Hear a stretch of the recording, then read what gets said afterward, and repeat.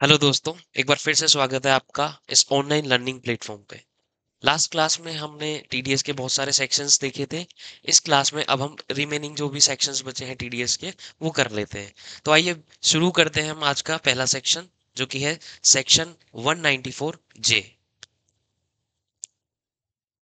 Section 194 जे किसका है? अगर आप पेमेंट कर रहे हो, पेमेंट फॉर प्रोफेशनल और टेक्निकल सर्विस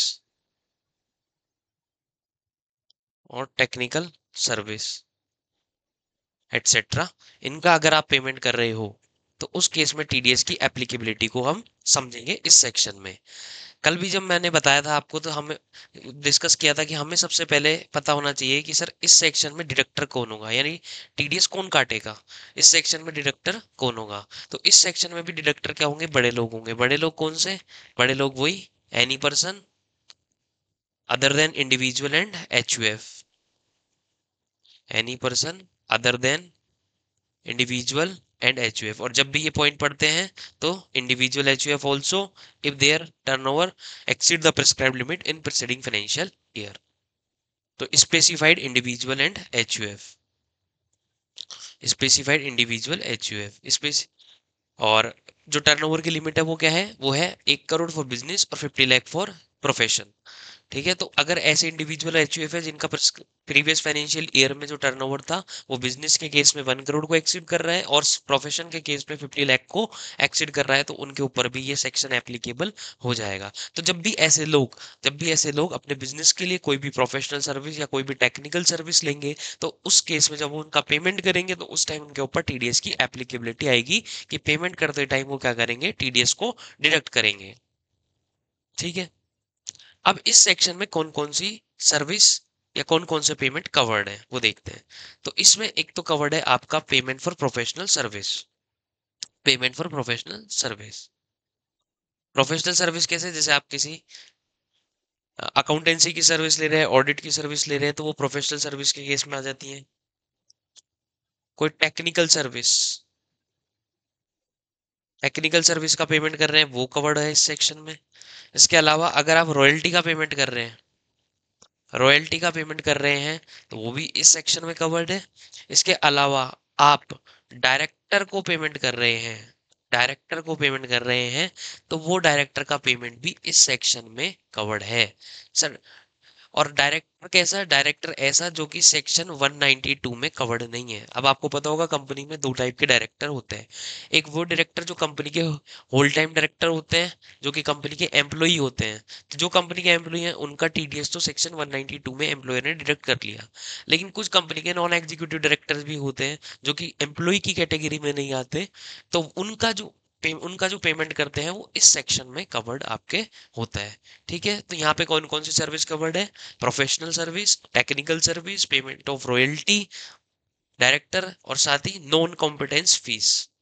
अगर आप किसी को नॉन कॉम्पिट फीस दे रहे हैं तो वो भी यहाँ पे कवर्ड हो जाएगा। ठीक है, अब सर इसकी लिमिट क्या रहेगी? हमारा अगला पॉइंट क्या होता है कि इसकी लिमिट क्या रहेगी? कब कितनी पेमेंट पे हमें टीडीएस डिडक्ट करना है? क्या हम 10,000 रुपये 5,000 रुपये पेमेंट कर रहे हैं तो टीडीएस काटना है?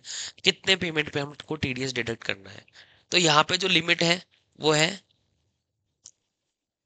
इस लिमिट को हम यहाँ पे देख लेते हैं। ठीक है, यहाँ पे जो लिमिट है वो कितनी है? 30,000 रुपीज। कितनी है? 30,000 रुपीज।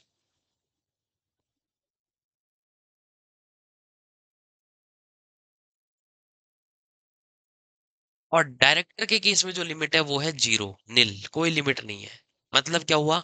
मतलब ये हुआ कि सर अगर आप प्रोफेशनल सर्विस का पेमेंट कर रहे हैं और 30,000 रुपीज तक कर रहे हैं तो उसपे कोई भी टीडीएस एप्लीकेबल नहीं होगा। और 30,000 की जो लिमिट देखनी है वो कैसे देखनी है? Aggregate in a financial year. कैसे देखनी है? Aggregate in a financial year. 30,000 की जो लिमिट है वो कैसे देखनी है? Aggregate in a financial year की। और डायरेक्टर के केस में कोई भी लिमिट एप्लीकेबल नहीं है, यानी डायरेक्टर को आप 10 रुपए भी पेमेंट करेंगे तो इस सेक्शन में आपको टीडीएस एप्लीकेबल हो जाएगा।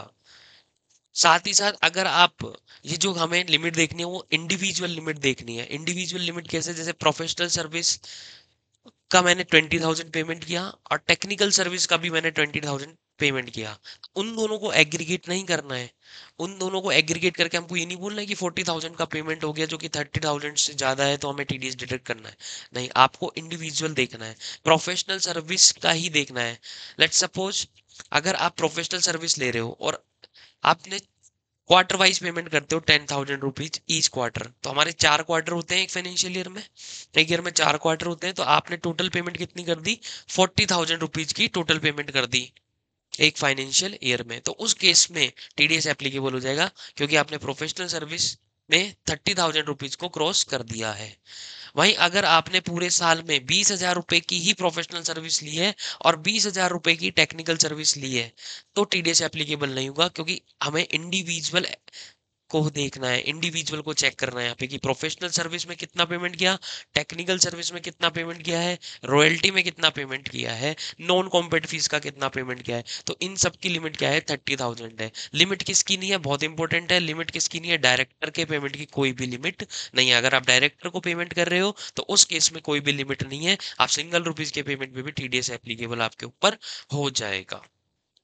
ठीक है, ये थी आपकी लिमिट। अब बात करते हैं रेट की। तो रेट यहाँ पे इस सेक्शन में दो रेट है। दो रेट कैसे हैं, एक रेट है 2% और एक रेट है 10%। दो रेट है। 2% की रेट कब एप्लीकेबल होती है, 2% की रेट एप्लीकेबल होती है जब आप पेमेंट कर रहे हो टेक्निकल सर्विस के लिए, payment for technical service.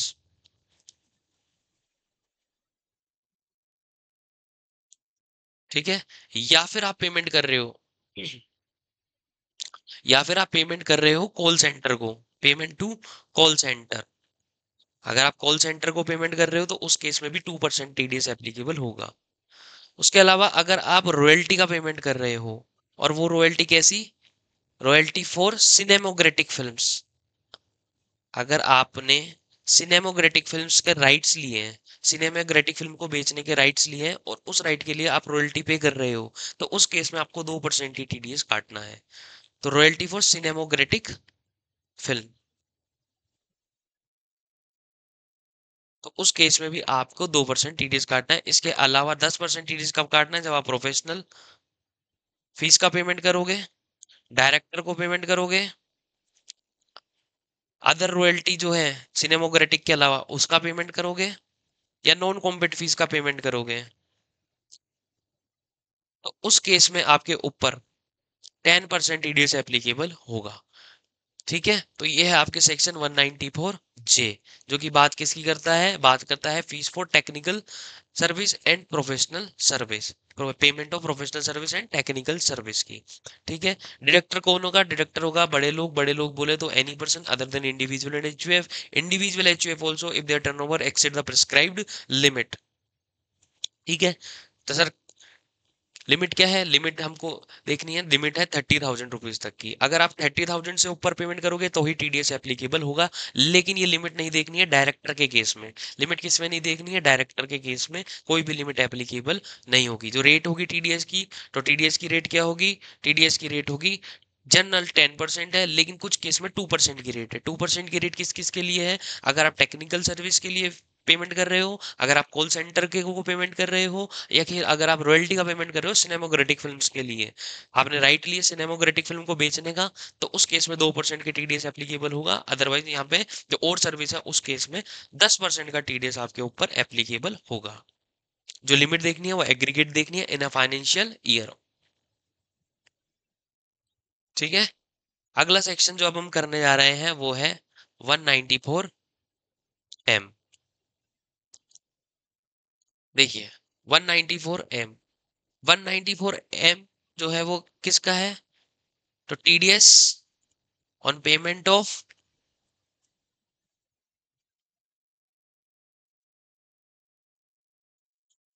Professional service है। अभी तो पढ़ा था प्रोफेशनल सर्विस, अभी 1 मिनट रुक जाइए बस। प्रोफेशनल सर्विस और कॉन्ट्रैक्टर और कमीशन। तो अगर आप इनका पेमेंट कर रहे हैं, सर ये पढ़ तो लिया हमने इंडिविजुअल 194C में कॉन्ट्रैक्ट पढ़ा था, फिर 194J में प्रोफेशनल सर्विस का पढ़ा था, 194 जो एच है उसमें कमीशन का पढ़ा था। तो देखिए अब इस केस में डिडक्टर कौन होगा, अभी आपको थोड़ी सी देर में समझ में आ जाएगा डिडक्टर कौन होगा। तो यहाँ पे डिडक्टर होगा केवल इंडिविजुअल और एचयूएफई, और वो भी वो वाले इंडिविजुअल एचयूएफ जो कि 194C, 194J, 194H में कवर्ड नहीं हुए। 194C, 194J, 194H में कवर्ड नहीं हुए, यानी कौन से इंडिविजुअल एचयूएफ जिनका टर्नओवर प्रिस्क्राइब्ड लिमिट को क्रॉस नहीं कर रहा है, जिनका टर्नओवर प्रिस्क्राइब्ड लिमिट को क्रॉस नहीं कर रहा है, तो ऐसे इंडिविजुअल एचयूएफ के ऊपर ये सेक्शन एप्लीकेबल होगा, सेक्शन 194M। अब देखिए ये सेक्शन जो क्या बोल रहा है, ये सेक्शन बोल रहा है कि अगर कोई भी इंडिविजुअल एचयूएफ जो कि इन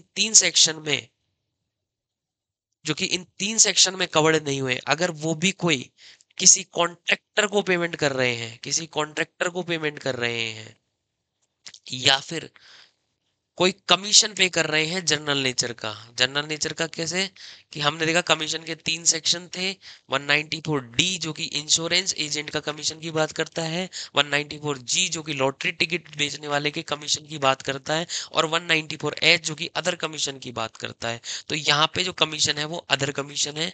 तो अगर कोई इंडिविजुअल एचयूएफ जो इन तीन सेक्शन में कवर्ड नहीं हुआ है, वो किसी कॉन्ट्रैक्टर को पेमेंट कर रहा है, या फिर कोई कमीशन पे कर रहा है, या फिर कोई प्रोफेशनल सर्विस के लिए पेमेंट कर रहा है,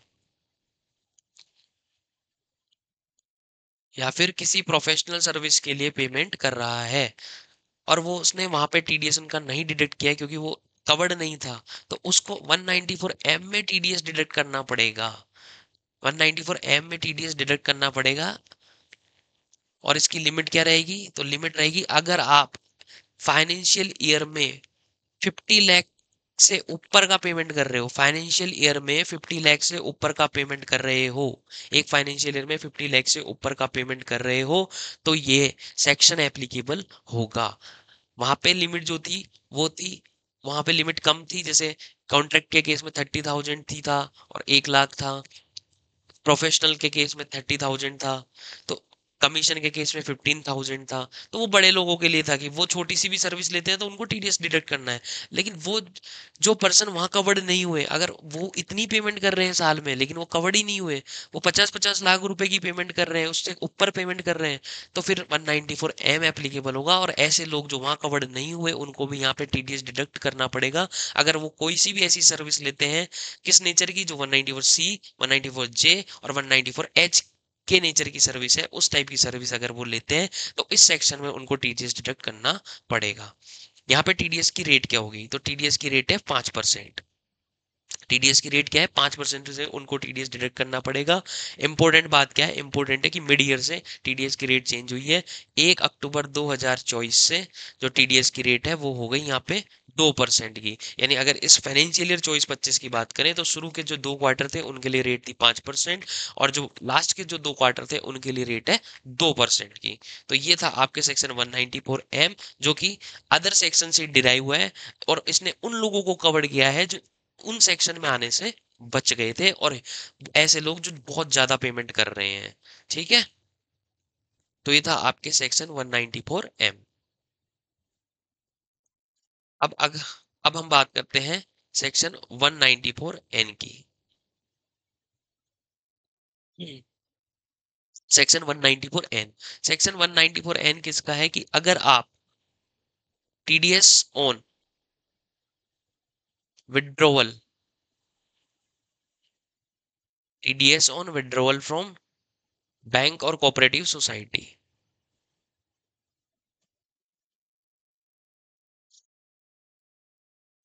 कि अगर आप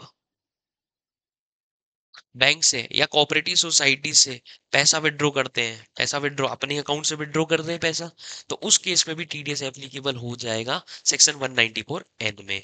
देखिए आपका ही पैसा है, आप विड्रॉ कर सकते हैं, लेकिन अगर आप एक पर्टिकुलर अमाउंट से ज्यादा विड्रॉ करते हैं तो वो बैंक क्या करेगा, बैंक आपका टीडीएस जो है वो डिडक्ट करेगा।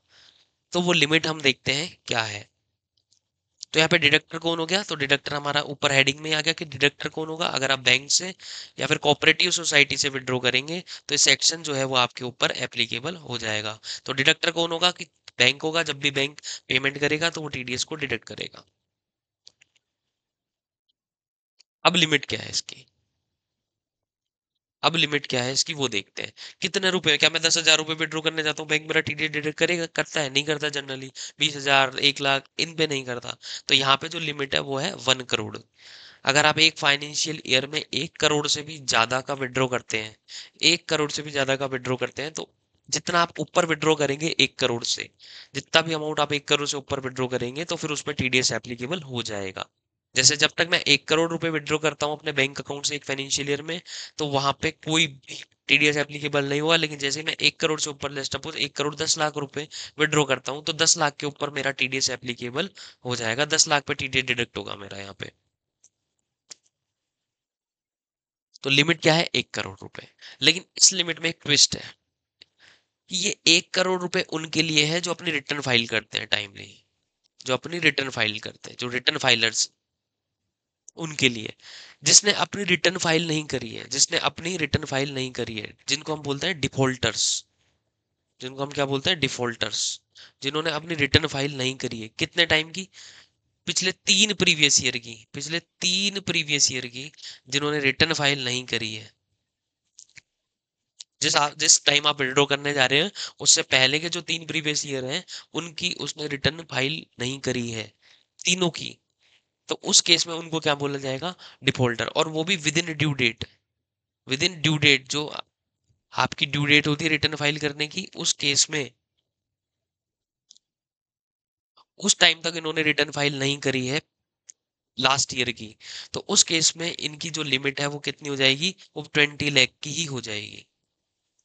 वो कितनी हो जाएगी, 20 लाख की ही लिमिट रह जाएगी। वापस डिस्कस करते हैं, जर्नल लिमिट कितनी है, जो रिटर्न फाइल करते हैं उनके लिए बैंक तब तक टीडीएस नहीं काटेगा जब तक वो 1 करोड़ रुपए विड्रॉ ना कर ले। 1 करोड़ तक बैंक कोई भी टीडीएस नहीं काटेगा। लेकिन ऐसे लोग जिन्होंने अपने पिछले 3 साल में किसी तीनों साल की रिटर्न फाइल नहीं करी है, किसी भी एक साल की रिटर्न फाइल नहीं करी तीनों साल में, और जो लास्ट ईयर है उसकी ड्यू डेट भी चली गई है, जो लास्ट ईयर है उसकी ड्यू डेट भी चली गई है, तो ऐसे लोगों को डिफॉल्टर बोला जाएगा। और उस केस में उनके लिए जो लिमिट है वो 20 लाख, अगर वो 20 लाख रुपए से ऊपर विड्रॉ करने जाते हैं तो उनका टीडीएस वहां पे बैंक क्या करेगा, बैंक उनका टीडीएस काट लेगा। ठीक है। अब रेट क्या होगी, तो रेट जो है वो डिफॉल्टर्स के लिए अलग है और नॉर्मल के लिए अलग है। नॉर्मल के लिए 1 करोड़ से ऊपर पे टीडीएस एप्लीकेबल होगा और वो होगा 2%। वो कितना होगा, 2%। डिफॉल्टर के केस में अगर वो 20 लाख रुपए से ऊपर विड्रॉ करते हैं तो, और 1 करोड़ तक विड्रॉ करते हैं तो उन पे 2% टीडीएस एप्लीकेबल होगा। और अगर वो अब 1 करोड़ रुपए से ऊपर करते हैं विड्रॉ, तो उस केस में 5% यहाँ पे टीडीएस एप्लीकेबल होगा। जनरल रेट पूछे तो 2% ही है। ठीक है। लेकिन डिफॉल्टर के केस में 20 लाख से ऊपर वो विड्रॉ करेंगे तो उनका टीडीएस डिडक्ट होगा। और 20 लाख से ऊपर करने में टीडीएस कितना डिडक्ट होगा, 20 लाख से 1 करोड़ तक 2% होगा, और 1 करोड़ से ऊपर पे 5% यहाँ पे टीडीएस एप्लीकेबल हो जाएगा। ये था बैंक के लिए।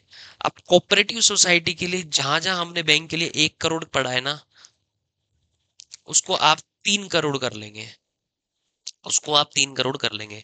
यानी आपका पैसा कोऑपरेटिव सोसाइटी में जमा है, आप वहां से विड्रॉ कर रहे हैं, आप रिटर्न फाइल करते हैं, तो 3 करोड़ तक आपके ऊपर टीडीएस एप्लीकेबल नहीं होगा। आप 3 करोड़ रुपए तक विड्रॉ कर सकते हैं, 3 करोड़ के ऊपर आपका 2% टीडीएस एप्लीकेबल होगा। लेकिन अगर आप डिफॉल्टर रिटर्न फाइल नहीं करते हैं तो यहाँ पे भी 20 लाख रुपए तक ही आप विड्रॉ कर सकते हैं। 20 लाख रुपए से 3 करोड़ तक, क्योंकि जहां जहां 1 करोड़ आया वो 3 करोड़ हो जाएगा। तो 20 लाख से 3 करोड़ तक 2% टीडीएस एप्लीकेबल होगा, और 3 करोड़ से ऊपर 5% टीडीएस एप्लीकेबल होगा कोऑपरेटिव सोसाइटी के केस में। जनरली आपको जो ध्यान रखना है वो बैंक का ही रखना है। बैंक के केस में वापस रिवाइज कर लेते हैं। तो बैंक क्या करेगी, आप अपने पैसे विड्रॉ करने जाते हैं और अगर आप नॉर्मल रिटर्न फाइल करते हैं, पिछले 3 सालों की आपकी रिटर्न फाइल्ड है और आप बैंक से पैसा विड्रॉ करने जाते हैं और आप 1 करोड़ तक तो बैंक कोई भी बात ही नहीं करेगा, कोई भी टीडीएस नहीं लेगा। 1 करोड़ से जैसे ही आप ऊपर विड्रॉ कर लेंगे एक फाइनेंशियल ईयर में, तो बैंक आपसे टीडीएस लेगा और 2% की टीडीएस रेट आपके ऊपर एप्लीकेबल होगी। ध्यान रखें, टीडीएस केवल 1 करोड़ से ऊपर वाले पोर्शन के लिए लिया जाएगा। लेट सपोज मैं 1 करोड़ 10 लाख रुपए विड्रॉ करता हूं, तो केवल 10 लाख रुपए पे यहाँ पे टीडीएस एप्लीकेबल होगा। लेकिन मैंने रिटर्न फाइल नहीं करी है, तो उस केस में 20 लाख रुपए तक कोई भी टीडीएस एप्लीकेबल नहीं होगा। लेकिन 20 लाख रुपए से ऊपर 1 करोड़ रुपए तक 2% टीडीएस एप्लीकेबल हो जाएगा। और 1 करोड़ से भी ऊपर मैं विड्रॉ करता हूं, मैंने रिटर्न फाइल नहीं करी है, डिफॉल्टर हूं, तो वहां पे 5% का टीडीएस एप्लीकेबल होगा। कोऑपरेटिव सोसाइटी के केस में ये 1 करोड़ की लिमिट को आप 3 करोड़ कर देंगे। तो ये था आपके सेक्शन 194N।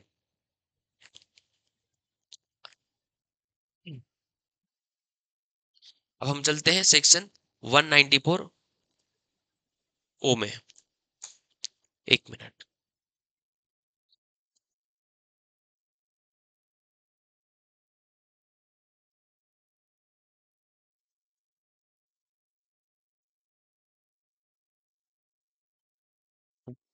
194 किसका है?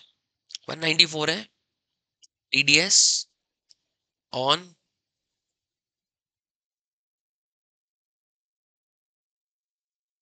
Payment by e commerce operator. E commerce operator to e commerce participant.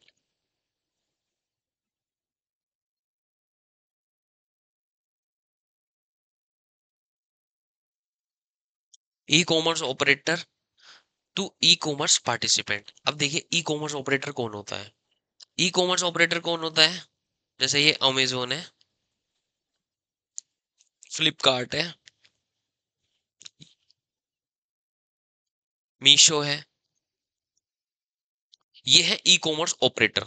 ये एक मार्केट प्लेस देते हैं ऐसे लोगों को जो अपने प्रोडक्ट्स को इन पे लिस्ट कराते हैं और वहां से सेल करते हैं। तो जो ऐसा मैनेज करते हैं पूरे सिस्टम को, वो होते हैं ई कॉमर्स ऑपरेटर। जैसे अमेजोन, फ्लिपकार्ट, ये क्या है? हमारे ई कॉमर्स ऑपरेटर है। ई कॉमर्स पार्टिसिपेंट कौन है? जो अपने प्रोडक्ट यहाँ पे लिस्ट कराता है, जो XYZ जो भी है, जो अपने प्रोडक्ट यहाँ पे लिस्ट कराता है, वो कौन है? पार्टिसिपेंट। ये पार्टिसिपेंट क्या करते हैं? अपने प्रोडक्ट इन साइट्स पे क्या रजिस्टर्ड करवाते हैं। जब इन साइट्स पे ऑर्डर आता है, तो ये लोग क्या करते हैं? अपने प्रोडक्ट वहां पे भेज देते हैं। पेमेंट किसको होती है? पेमेंट होती है ये अमेजोन वालों को, फ्लिपकार्ट वालों को पेमेंट हो जाती है। उसके बाद ये पेमेंट किसको करते हैं? ये पेमेंट करते हैं इसको।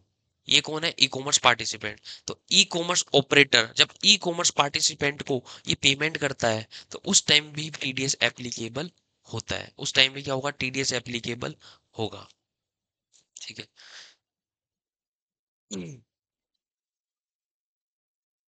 क्या कोई लिमिट है? क्या कोई लिमिट नहीं है? No limit. कोई भी लिमिट एप्लीकेबल नहीं है। यानी e commerce operator e commerce participant को सिंगल रुपए का भी पेमेंट करेगा, तो उस केस में टीडीएस एप्लीकेबल हो जाएगा। क्या कोई ऐसा केस है जिसमें नो टीडीएस है?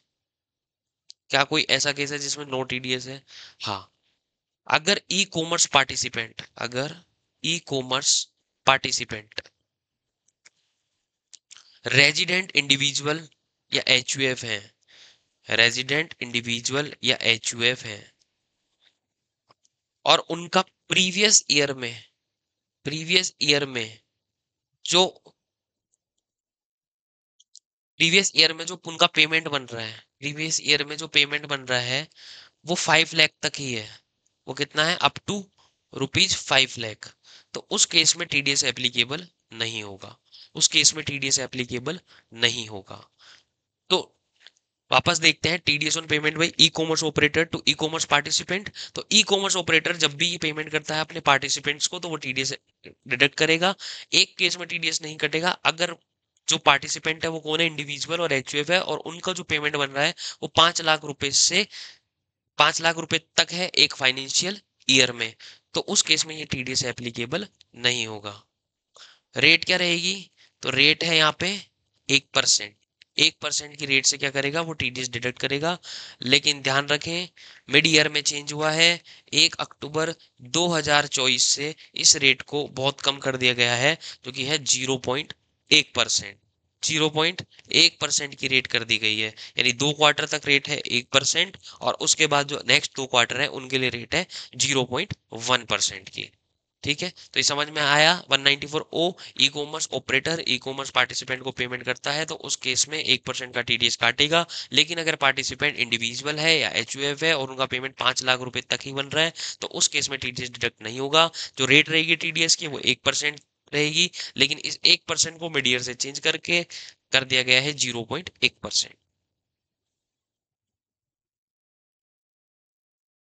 अगले सेक्शन की तरफ चलते हैं, सेक्शन 194 बी।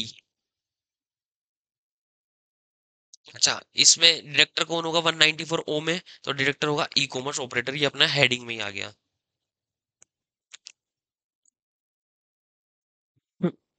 सॉरी, 194 पी जो है वो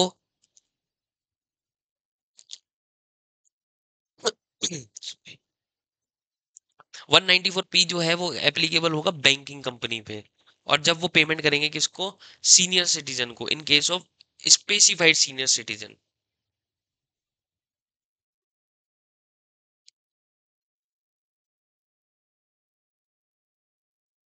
payment to specified senior citizen.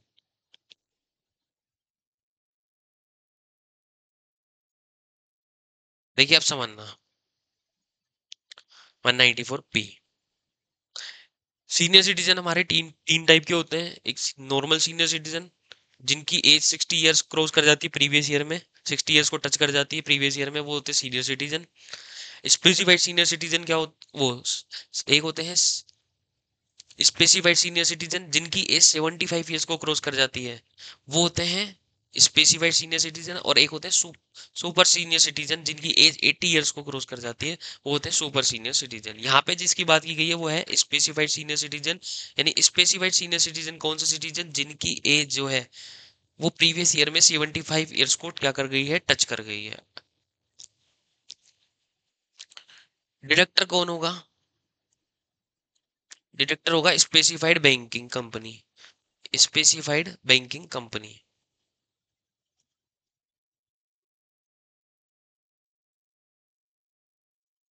Specified senior citizen कौन होगा?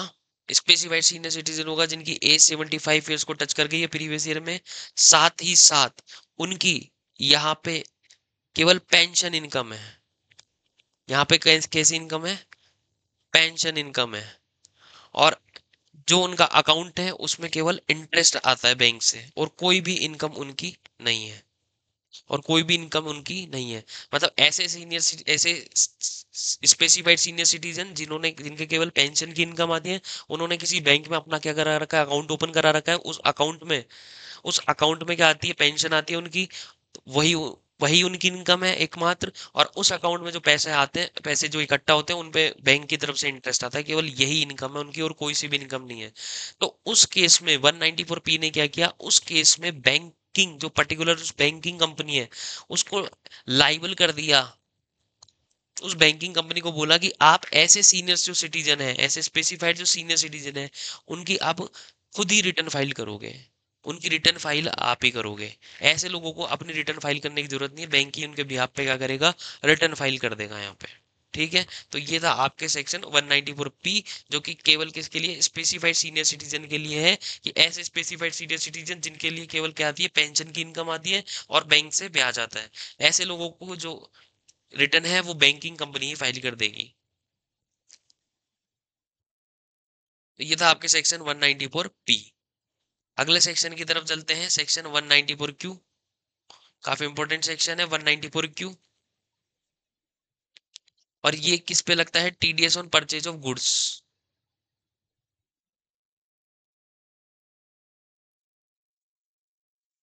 TDS on purchase of goods.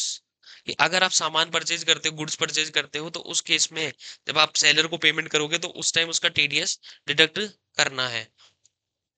ये किसके ऊपर एप्लीकेबल होगी, ये केवल बड़े जो परचेजर होते हैं उनके ऊपर एप्लीकेबल होगी। तो यहाँ पे डिडक्टर कौन होगा? डिडक्टर ऐसा पर्सन होगा जो जिसका टर्नओवर जिसका टर्नओवर पिछले फाइनेंशियल ईयर में 10 करोड़ 10 करोड़ से ज्यादा था, जिसका टर्नओवर पिछले फाइनेंशियल ईयर में 10 करोड़ से ज्यादा था, और इस फाइनेंशियल ईयर में यानी इस प्रीवियस ईयर में उसकी जो परचेज है पर्टिकुलर सेलर से वो 50 लाख को क्रॉस कर रही है, एक्सीड रुपए 50 लाख।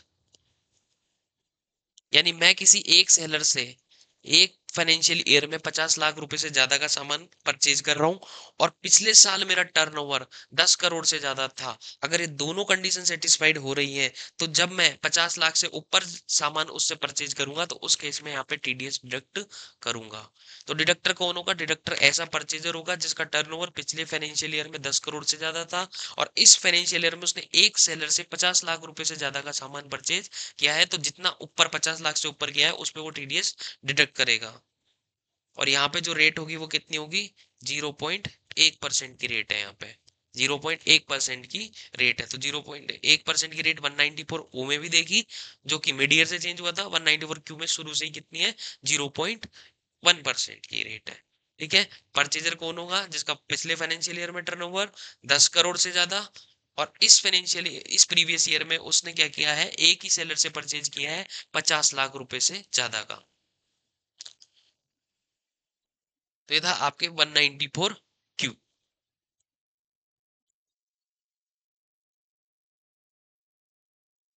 अब आपके सेक्शन है एक 194 आर।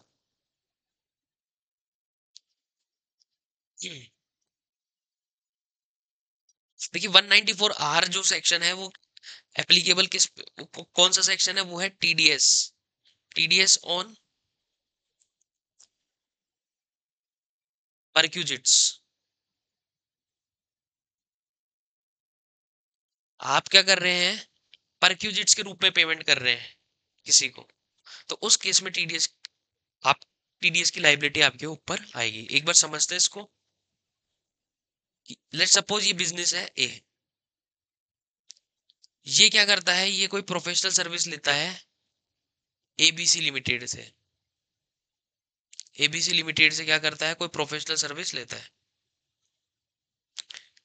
एबीसी लिमिटेड इसको सर्विस दे रहा है, बदले में ये इसको क्या करना है? इसको पेमेंट करना है। और इसका जो एबीसी लिमिटेड का जो सर्विस फीस है वो है 50,000 रुपीज। कितनी है? 50,000 रुपीज। अभी इसको प्रोफेशनल सर्विस की पेमेंट कर रहा है 50,000 रुपए, तो 30,000 रुपए से ऊपर अभी हमने देखा कि इसके ऊपर क्या आ जाएगी? टीडीएस की लाइबिलिटी आ जाएगी। अगर 30,000 रुपए से ऊपर की पेमेंट करता है तो ए के ऊपर क्या आ जाएगी? टीडीएस की लाइबिलिटी आ जाएगी। ए लिमिटेड है मान लो ये, तो ए लिमिटेड के ऊपर टीडीएस की लाइबिलिटी आ जाएगी, क्योंकि इसने पेमेंट कितना किया है? 30,000 रुपए से ज्यादा किया है। इस केस में ये क्या करेगा? एबीसी लिमिटेड को बोलेगा कि 25,000 की पेमेंट तो आप कैश में ले लो, और 25,000 का सामान मेरी जो शॉप है, मान लो इसकी इसकी कोई बढ़िया शॉप है जिसमें से इसने 25,000 रुपए की ब्लेजर इसको एबीसी लिमिटेड के जो डायरेक्टर हैं उनको 25,000 की ब्लेजर दे दी कि आप इस तरीके से 50,000 रुपए की पेमेंट आप ले लो। इस वजह से इसने पेमेंट को क्या कर दिया? टीडीएस की वजह से डाइल्यूट कर दिया पेमेंट को। उसी के लिए सेक्शन 194 आर आया कि आप ऐसे परक्यूजिट्स के रूप में या इन काइंड के रूप में पेमेंट कर रहे हो तो उस केस में भी आपके ऊपर टीडीएस एप्लीकेबल होगा। हम देखेंगे कि इस परक्यूजिट की वैल्यू कितनी है, और अगर वो वैल्यू एक लिमिट से ऊपर जाती है तो उस केस में हम यहाँ पे टीडीएस एप्लीकेबल कर देंगे। तो यहाँ पे डिडक्टर कौन होगा? अगेन ये बड़े लोगों की बात है, तो डिडक्टर कौन होगा? बड़े लोग होंगे any person other than individual HUF.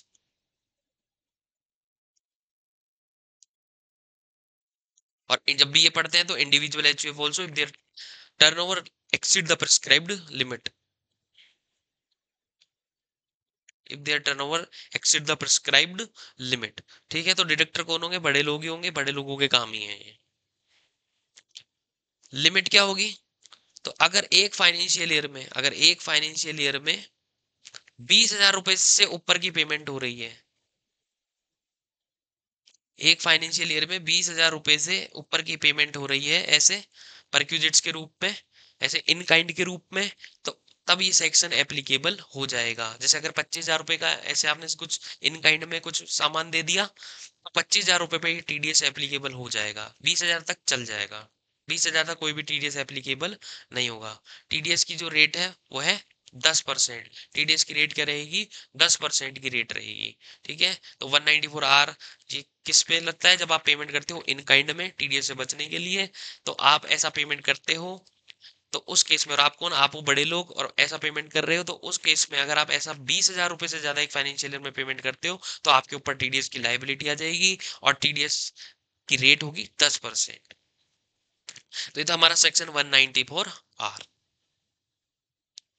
अब हम बात करते हैं 194 एस की।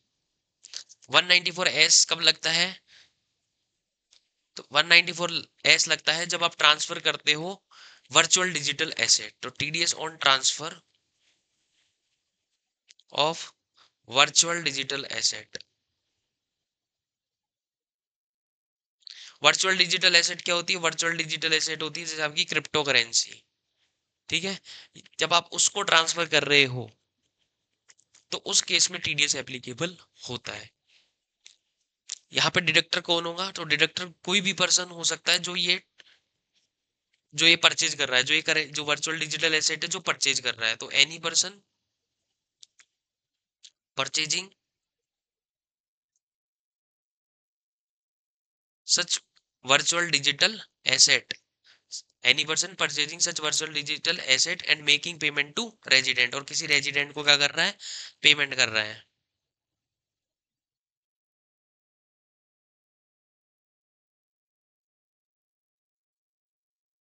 ठीक है, जो भी person virtual digital asset purchase कर रहा है, तो जब वो वर्चुअल डिजिटल एसेट को परचेज करने के बदले पेमेंट कर रहा है सामने वाले को, तो उस केस में वो टीडीएस डिडक्ट करेगा। यहाँ पे जो टीडीएस की रेट रहेगी वो रहेगी 1%।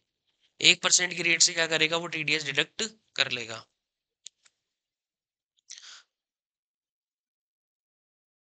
अब लिमिट क्या रहेगी यहाँ पे? तो देखना, यहाँ पे दो लिमिट दे रखी है कि आप कितने कितने का परचेज कर रहे हो, तो उसके बाद आपको टीडीएस काटना है, कितने का अमाउंट तक आपको टीडीएस काटने की कोई भी जरूरत नहीं है। तो डिपेंड करता है कि आप हो कौन। आप हो कौन मतलब, अगर आप एक ऐसे इंडिविजुअल एचयूएफ हो, अगर आप ऐसे इंडिविजुअल एचयूएफ हो जिसके इनकम अदर देन पीजीबीपी है, इंडिविजुअल एचयूएफ जिनकी इनकम अदर देन पीजीबीपी है, यानी बिजनेस नहीं है, या फिर आप ऐसे इंडिविजुअल एचयूएफ हो जिनकी बिजनेस इनकम तो है लेकिन turnover less than prescribed limit है,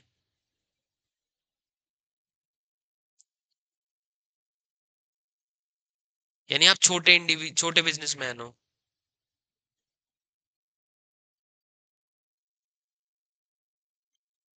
हम्म, तो अगर आप इंडिविजुअल एचयूएफ हो जिनकी इनकम अदर देन पीजीबीपी है, फिर वो चाहे कितनी भी हो, और अगर आपकी बिजनेस इनकम है तो वो एक प्रिस्क्राइब्ड लिमिट से कम है, तो उस केस में 50,000 रुपए तक एक फाइनेंशियल ईयर में आप वर्चुअल डिजिटल एसेट परचेज कर सकते हो। उस केस में आपको कोई भी टीडीएस डिडक्ट नहीं करना है सेलर का। उस केस में सेलर का कोई भी टीडीएस डिडक्ट नहीं करना है। और अगर आप ये नहीं हो, अदर हो, अदर मतलब कि फर्म वगैरह हो या ऐसे इंडिविजुअल एचयूएफ हो जिनकी प्रिस्क्राइब टर्नओवर था जिनका, या फिर फर्म हो, कंपनी हो, तो उस केस में 10,000 रुपए तक की लिमिट है, यानी 10,000 रुपए तक आप बिना टीडीएस के परचेज कर सकते हो। 10,000 रुपए से ज्यादा अगर आप एक फाइनेंशियल ईयर में परचेज करते हो, तो उस केस में आपको टीडीएस यहाँ पे डिडक्ट करना पड़ेगा। ठीक है, तो ये हमारे सारे सेक्शन जो हैं वो कवर्ड हो चुके हैं टीडीएस के। लगभग लगभग सारे सेक्शन हमारे ने हमने कवर कर लिए, और यहाँ पे सेक्शन जो रेट्स वगैरह के, जो लिमिट्स वगैरह के जो सेक्शन है वो खत्म होते हैं। अभी हम थोड़ा सा और डिस्कस करेंगे।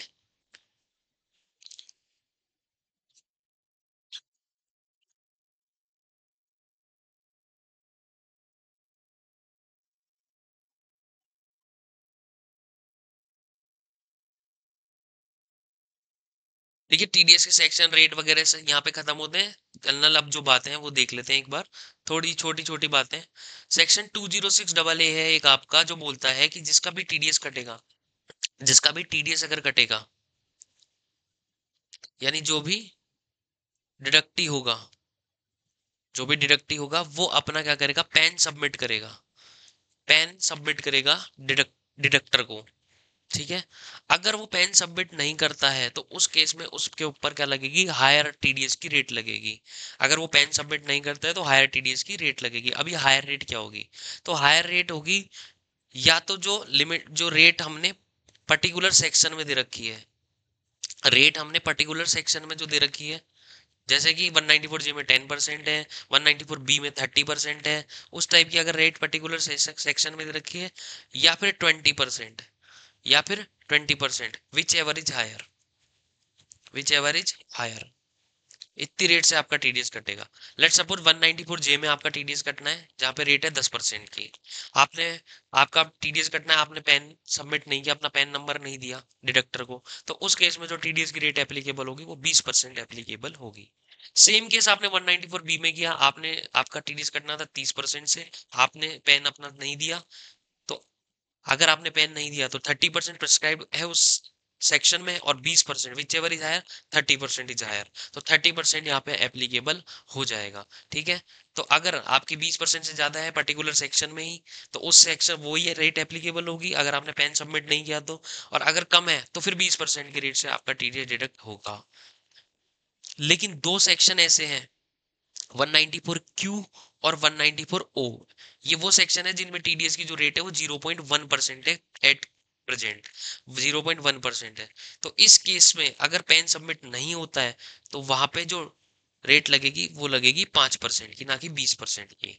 ठीक है, तो सेक्शन 206 बोलता है कि आपको पेन सबमिट करना है, डिडक्टी को पेन सबमिट करना है डिडक्टर को, या पेन नंबर देना है, ताकि ताकि वो आराम से उसके टीडीएस को जमा करा सके। अगर वो नहीं देता है तो यहाँ पे हायर रेट एप्लीकेबल हो जाएगी। हायर रेट क्या है, जो भी रेट उस सेक्शन की है, या फिर 20% विच एवर इज हायर, यानी जिस सेक्शन में अगर 10% की रेट है, 5% की रेट है, तो वहां पे 20% की रेट से टीडीएस काटेगा। लेकिन 194 ओ और 194 क्यू में पेन सबमिट नहीं करने पर टीडीएस की जो रेट होगी वो होगी 5%। ठीक है सर, ये जो डिडक्टर है, जो डिडक्टर है वो टीडीएस काट लेता है, ये जमा कब कराता है, डिडक्टर जो है वो टीडीएस काट लेता है, लेकिन ये जमा कब कराता है, तो डिडक्टर क्या करेगा, जब भी जिस भी महीने का टीडीएस काटेगा उसके नेक्स्ट मंथ की 7 तारीख तक, 7 तारीख तक टीडीएस जमा करा देगा। 7 तारीख तक इसको क्या करना है, टीडीएस को डिपॉजिट कराना है, 7th ऑफ नेक्स्ट मंथ। लेकिन अगर वो मार्च, मार्च मंथ का टीडीएस है, मार्च मंथ का टीडीएस है, तो उस केस में इसको थोड़ा और टाइम दिया जाता है, और ये क्या कर सकता है, ये 30 अप्रैल तक,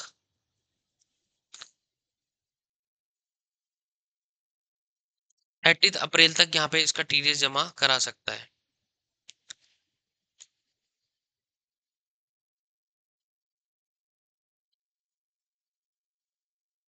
तो ये थी पेमेंट की बात कि टीडीएस का पेमेंट कब होता है। अब टीडीएस की रिटर्न की बात करते हैं कि टीडीएस की रिटर्न कब फाइल होती है। तो टीडीएस की जो रिटर्न होती है वो क्वार्टरली फाइल होती है, पेमेंट मंथली होगा और रिटर्न जो है वो क्वार्टरली फाइल होती है, रिटर्न जो है क्वार्टरली फाइल होती है। तो क्वार्टर कौन कौन से होते हैं, एक क्वार्टर होता है आपका अप्रैल से जून तक का, फिर आपका दूसरा क्वार्टर होता है जुलाई से लेके सितंबर तक का, तीसरा क्वार्टर होता है अक्टूबर से लेके दिसंबर तक का, और चौथा क्वार्टर होता है जनवरी से लेके मार्च तक का। तो अप्रैल मई जून की जो क्वार्टरली रिटर्न है वो कब तक जाएगी, 31 जुलाई तक। वैसे ही जुलाई अगस्त सितंबर की 31 अक्टूबर तक, वैसे ही अक्टूबर नवंबर दिसंबर की 31 जनवरी तक, और मार्च की जानी कब चाहिए, 31 अप्रैल को, लेकिन यहाँ पे एक महीना एक्स्ट्रा दिया जाता है, और 31 मई तक यहाँ पे टीडीएस की क्वार्टरली रिटर्न फाइल होती है। ठीक है, तो ये थे टीडीएस की क्वार्टरली रिटर्न, टीडीएस का पेमेंट। तो टीडीएस का पेमेंट होता है मंथली, रिटर्न जाती है क्वार्टरली। जब भी कोई डिडक्टर डिडक्टी का टीटीएस डिडक्ट करेगा, तो डिडक्टी को एक टीडीएस सर्टिफिकेट इशू होता है, टीडीएस सर्टिफिकेट इशू होता है। तो दो तरीके के टीडीएस सर्टिफिकेट होते हैं हमारे, एक होता है फॉर्म 16 और एक होता है फॉर्म 16A। फॉर्म 16 जो है वो सैलरीड क्लास या एम्प्लॉय के लिए होता है। जब भी एम्प्लॉयर अपने एम्प्लॉय का टीडीएस डिडक्ट करता है तो वो फॉर्म 16 इशू करता है। और फॉर्म 16A जो अदर जितने भी हैं उसमें सब में फॉर्म 16A इशू होता है। ठीक है। अब ये कब तक सर्टिफिकेट इशू करेगा? तो एम्प्लॉय के केस में यानी फॉर्म 16 के केस में ये 15 June of next financial year, 15 June of next financial year जो है वहां तक जमा इसको सर्टिफिकेट इशू कर देगा, फॉर्म 16 इशू कर देगा 15 जून तक। एक ही साल में एक ही टीडीएस सर्टिफिकेट इशू होगा। फॉर्म 16A के केस में जब भी रिटर्न फाइल्ड होगी, जब भी रिटर्न फाइल्ड होगी तो उसके 15th डेज में, 15th days of due date of return filing, जब भी ड्यू डेट होगी उसके 15 दिन में रिटर्न, उसके 15 दिन में सर्टिफिकेट इशू हो जाएगा। 15 days of due date of return filing. तो ये दो तरीके के टीडीएस सर्टिफिकेट होते हैं। मोटा मोटी आपको इस चैप्टर में जो देखना है ना, वो सबसे पहले तो आप अपने आप कुछ सेक्शन ही देख के जाने हैं, जिसमें हमें सेक्शन में सबसे पहले पता होना चाहिए डिडक्टर कौन होगा, उसकी लिमिट क्या होगी और कौन सी रेट एप्लीकेबल होगी, डिडक्टी कौन होगा। ठीक है, कोई एग्जेम्पशन है पर्टिकुलर किसी को तो वो हमको यहाँ पे देख कर जाना है। जब ये 4-5 चीजें हम देख लेंगे तो यहाँ से आपके बहुत सारे क्वेश्चन यहाँ से ही आपके सोल्व हो जाएंगे। तो ये था हमारा टीडीएस का रिवीजन। उम्मीद है आपको ये जो दोनों लेक्चर हैं ये पसंद आए होंगे, और नए लेक्चर लेके हम जल्दी आपके सामने आएंगे। तो अभी के लिए इतना ही। Thank you so much.